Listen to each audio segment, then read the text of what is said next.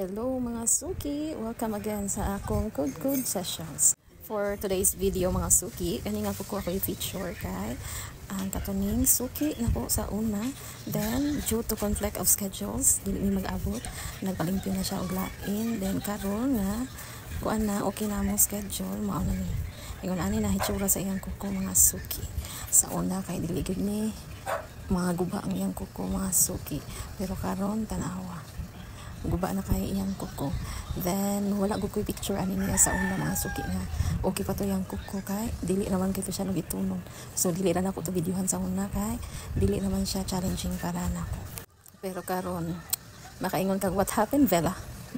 Naunsa naman niyang kuko mga suki, naguba naman ni ang katulong ang iyang bisag asa na daw ni siya magpalimpyo. Then lugiton daw pag-ayo ang iyang kuko. Mao ni guba na kaayo mga suki.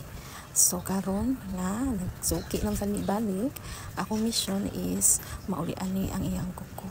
So regular pedicure na mi, regular schedule na amo ang kung anong pagbuhaton ani kay para maulian ang kuko niya dili na mabunuog pag-ayo sa bisan kinsa nga manicurista. Pedicure tip mga suki.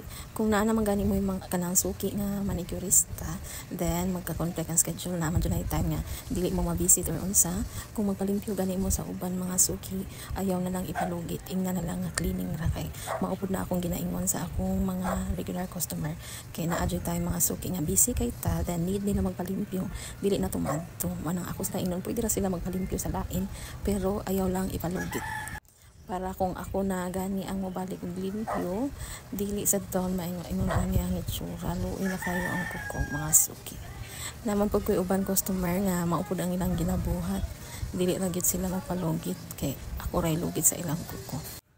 Watch until the end of my video mga suki para makita ninyo kung unsa kanindutan awon ang iyang mga kuko after na nalimpyohan.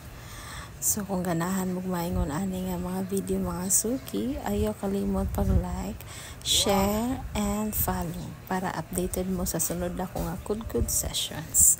Thanks for watching!